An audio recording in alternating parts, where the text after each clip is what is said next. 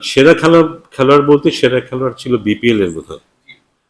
হ্যাঁ, টি-20 ফরম্যাটের সেরা খেলোয়াড় ছিল বিপিএল এর, সেটা এক জিনিস। এখানে সেরা খেলোয়াড় কিনা এটা আমি জানি না। টু বি ভেরি অনেস্ট, টি-20 ওকে যদি আমরা টেস্টে চিন্তা করি, ওকে যদি ওয়ানডেতে চিন্তা করি এবং টি-20তে চিন্তা করি, আমার মনে হয় না ও একই জায়গায় থাকবে তিনটা ফরম্যাটে, একই জায়গায় থাকবে মনে হয় না।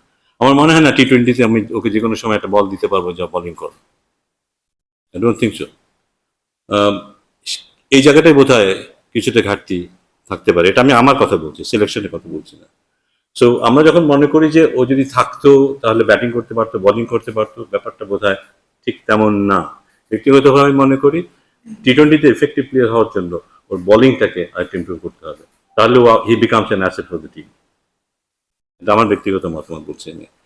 আম, ও আমার খুবই ফেভারিট একজন ক্রিকেটার, আমি ওকে চিনি 10-12 বছর ধরে, মাঠের বাইরে চিনি আমি। এবং আমার ধারণা যে ওর মধ্যে যেই জেদ আছে বা ইয়ে আছে, আমরা হয়তো ভবিষ্যতে ওকে দেখবো, টি-20 ফর্মেটে দেখবো, এবং আমাদের ওরকম একটা খেলোয়াড় দরকার। ওর ব্যাটিং নিয়ে আমি খুব বেশি চিন্তিত না, কিন্তু ওর বোলিংটার দরকার। ওর বোলিংটা একটু বেটার হলে বোধ হয় ও বাংলাদেশ দলের জন্য একটা বড় অ্যাসেট হতে পারবে।